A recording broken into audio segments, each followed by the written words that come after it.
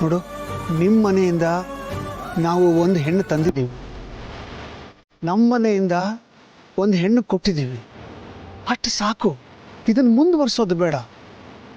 ಮಾನ ಮರ್ಯಾದೆನೇ ನಮ್ಮ ಆಸ್ತಿ ಅಂತ ನಂಬಿರೋರು ನಾವು. ಅದನ್ನು ಕಳ್ಕೊಳಕ್ಕೆ ನಾನು ತಯಾರಿಲ್ಲ.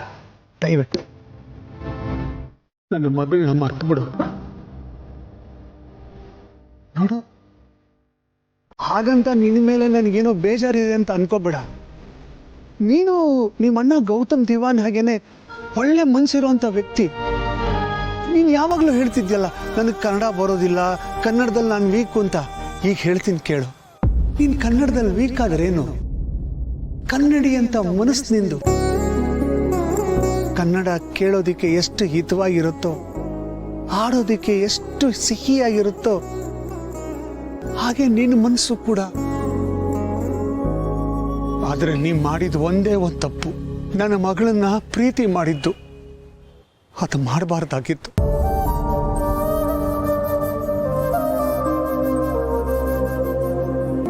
ನೋಡು, ನಾನು ಹೀಗೆ ಮಾಡಿದೆ ಅಂತ ಬೇಜಾರು ಮಾಡ್ಕೋಬೇಡ. ನನ್ನ ಮಗಳನ್ನ ಮರ್ತು ಬಿಡು. ಬಿಡ್ವಿ. ಅರೆ, ನಾನು ಹಾಕೋತೀನಿ ರೀ. ನೀವು ನನ್ನನ್ನು ಮದುವೆ ಆಗಿ ಬರೋಕ್ಕೆ ಮುಂಚೆ ಅಂತ ನನಗೆ ಕೋಟ್ ಹಾಕ್ಕೊಳಕ್ಕೆ ಬರುತ್ತೆ, ನಾನೇ ಹಾಕೋತಾ ಇದ್ದೆ. ಹಾಂ, ಆದರೆ ಗಂಡನಿಗೋಸ್ಕರ ಈ ರೀತಿ ಸಣ್ಣ ಪುಟ್ಟ ಕೆಲಸ ಮಾಡೋದ್ರಲ್ಲಿ ಹೆಂಡತಿಗೆ ಸಿಗೋ ಸಂತೋಷ ಇದೆಯಲ್ಲ, ಅದು ನಿಮ್ಗೆ ಅರ್ಥ ಆಗಲ್ಲ. ಹೌದಾ? ಕೋಟಿ ರೂಪಾಯಿ ಕೊಟ್ಟರು ಈ ಖುಷಿ ಸಿಗಲ್ಲ. ಈ ರೀತಿ ಇರಬೇಕು, ಇಲ್ಲ ಅಂದರೆ ಸಂಸಾರ ಸಪ್ಪೆ ಸಾಂಬಾರ್ ಥರ ಆಗೋಗುತ್ತೆ. ನೀವು ಹೇಳಿದ್ ಸರಿ. ನಾವು ಅಡುಗೆ ಮಾಡುವಾಗ ಉಪ್ಪು ಸರಿಯಾಗಿದೆಯಾ, ಖಾರ ಕರೆಕ್ಟ್ ಆಗಿದೆಯಾ ಅಂತ ಕೈ ಮೇಲೆ ಹಾಕ್ಕೊಂಡು ಟೇಸ್ಟ್ ಮಾಡ್ತೀವಲ್ಲ, ಹಾಗೆ ಟೈಮ್ ಟು ಟೈಮ್ ನಮ್ಮ ಸಂಬಂಧ ಸರಿಯಾಗಿದೆಯಾ, ಎಲ್ಲಾದರೂ ಏನಾದರೂ ಹಳಿ ತಪ್ತಾ ಇದೆಯಾ ಅಂತ ಚೆಕ್ ಮಾಡ್ಕೋತಾ ಇರಬೇಕು. ಒಳ್ಳೆ ಅಡುಗೆ ಥರ ಲೈಫು ರುಚಿಕಟ್ಟಾಗಿರಬೇಕು. ಲೈಫಲ್ಲಿ ರುಚಿ ಹೊಟ್ಟೋದ್ರೆ ನಾವಿದ್ದು ವೇಸ್ಟ್ ಅನಿಸ್ಕೋತೀವಿ, ಏನೂ ಸುಖ ಇರಲ್ಲ. ಬಟ್ ಇನ್ನೊಂದ್ಸಲ ನಾವು ಅನ್ಕೊಂಡ ಹಾಗೇನೂ ಆಗಲ್ಲ. ಪಾಲಿಗೆ ಬಂದಿದ್ದೆ ಪಂಚಾಮೃತ ಅಂತ ಅನ್ಕೊಂಡು ಸುಮ್ಮನಾಗ್ಬಿಡ್ಬೇಕು. ಬಂದಿದ್ದನ್ನ ಬಂದ ಹಾಗೆ ಎಕ್ಸೆಪ್ಟ್ ಮಾಡ್ಕೊಂಡು ಹೋಗ್ಬೇಕು. ಹಾಂ, ಬಟ್ ಒಂದು small extension.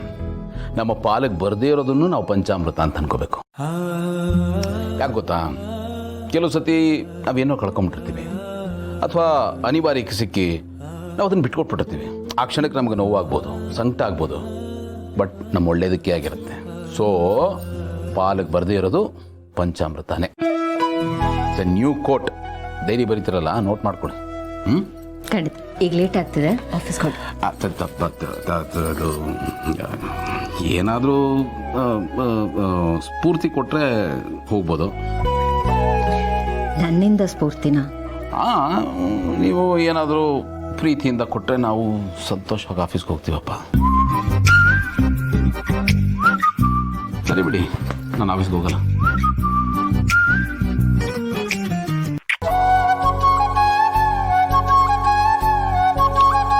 Thank you.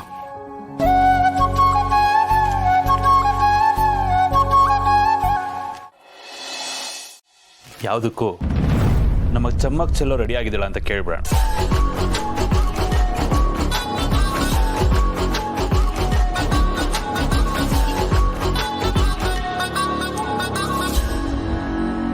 Hi baby, ready ಆದ್ಯಾ? ಹಾಂ, ರೆಡಿ ಆದೆ. ಇನ್ನೇನು ಹೊರಡ್ತಾ ಇದ್ದೀನಿ. ಗುಡ್. ಎಷ್ಟೇ ಆಗಲಿ ಇವತ್ತು ನಿನಗೆ ಸ್ಪೆಷಲ್ ಡೇ ಅಲ್ವಾ? Special day, very very special day.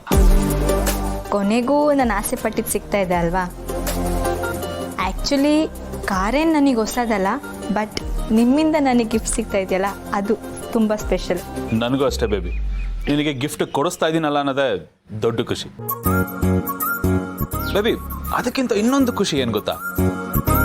ನಾವು ಇಷ್ಟಪಡೋರಿಗೆ ನಾವು ಖುದ್ದಾಗಿ ಇಷ್ಟಪಟ್ಟು ಅವ್ರಿಗೆ ಇಷ್ಟ ಆಗಿದ್ದನ್ನ ಕೊಡಿಸ್ತೀವಿ ನೋಡು, ಅದೊಂಥರ ನೆಕ್ಸ್ಟ್ ಲೆವೆಲ್.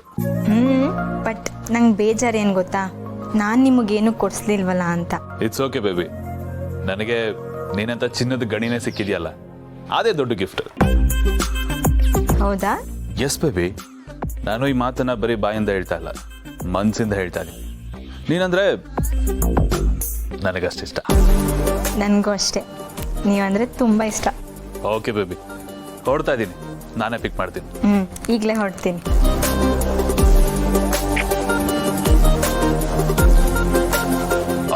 ಬಾ ಚಮ್ಮಕ್ ಚೆಲ್ಲೋ. ಈಗೀಗ ಯಾವ ರೇಂಜ್ ಹಾವಳಿ ಇಡ್ತಾ ಇದ್ದಾಳೆ ಅಂದ್ರೆ ತಡ್ಕೊಳಕ್ ಆಗ್ತಿಲ್ಲ.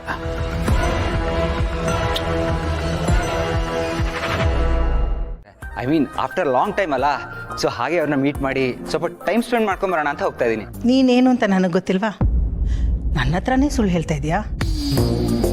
ಅಲ್ಲ, ಇಲ್ಲಿರೋ ಫ್ರೆಂಡ್ಸನ್ನೇ ಮಾತಾಡ್ಸಕ್ಕೆ ನೀನು ಹೋಗಲ್ಲ, ಇನ್ನು ಫಾರಿನಿಂದ ಬಂದಿರೋ ಫ್ರೆಂಡ್ಸನ್ನ ಮಾತಾಡ್ಸಕ್ಕೆ ಹೋಗ್ತಾ ಇದೆಯಾ? ಇದನ್ನು ನಾನು ನಂಬಬೇಕಾ? ಮಾಮ್, ನಾನು ಯಾಕೆ ನೀನಾದ್ರೂ ಸುಳ್ಳು ಹೇಳಿ ಮಾಮ್? ಸಾಕು ನೀನು ಡ್ರಾಮಾ. ನೀನು ಅಪೇಕ್ಷೆನ ತಾನೇ ಮೀಟ್ ಮಾಡಕ್ಕೆ ಹೋಗ್ತಾ ಇರೋದು?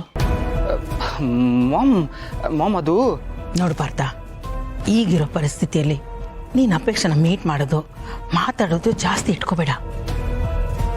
ಯಾಕೆಂದರೆ ಈಗಾಗಲೇ ಅವಳಪ್ಪ ನನ್ನ ಮಗಳನ್ನ ನೀನು ಕೊಡಲ್ಲ ಅಂತ ಹೇಳಿದ್ದಾರೆ. ಹೀಗಿರ್ಬೇಕಾದ್ರೆ ನೀನು ಅವಳನ್ನ ಹೋಗಿ ಮೀಟ್ ಮಾಡೋದು ಎಷ್ಟು ಸರಿ? Mom, I am really sorry ma'am.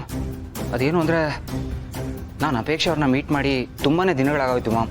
ಅದು ಅಲ್ಲದೆ ನೆನೆ ನೀನು ಎಷ್ಟೆಲ್ಲ ಭರವಸೆ ಕೊಟ್ಟೆ, ಅದನ್ನು ಕೇಳಿದ ಮೇಲೆ ನನ್ನ ಮನಸ್ಸು ತಡೀಲಿಲ್ಲ ಮಾಮ್. ಹೋಗಿ ಅವ್ರನ್ನ ಮೀಟ್ ಮಾಡಿ ಮಾತಾಡ್ಸ್ಕೊಂಬರೋಣ ಅನಿಸ್ತಾ ಇತ್ತು ಮಾಮ್. ಜಾಸ್ತಿ ಹೊತ್ತು ತಗೊಳ್ಳೋಣ ಮಾಮ್, ಹಿಂಗೋಗಿ ಹಿಂಗೆ ಬಂದ್ಬಿಡ್ತೀನಿ. ನೋಡು, ನಿನ್ನ ಮನ್ಸಿನ ತಳಮಳ ನನಗೆ ಅರ್ಥ ಆಗುತ್ತೆ. ಇಷ್ಟು ದಿನ ಚಾಲೆಂಜ್ ಆಟದಲ್ಲಿ ನೀವಿಬ್ರು ಮಾತಾಡ್ತಿರ್ಲಿಲ್ಲ, ಇನ್ನು ಸ್ವಲ್ಪ ದಿನ ಅಷ್ಟೇ.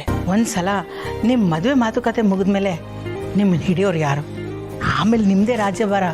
ಸರಿ ಮಾಮ್, ನೀನು ಹೇಳ್ದಾಗೆ ಆಗಲಿ.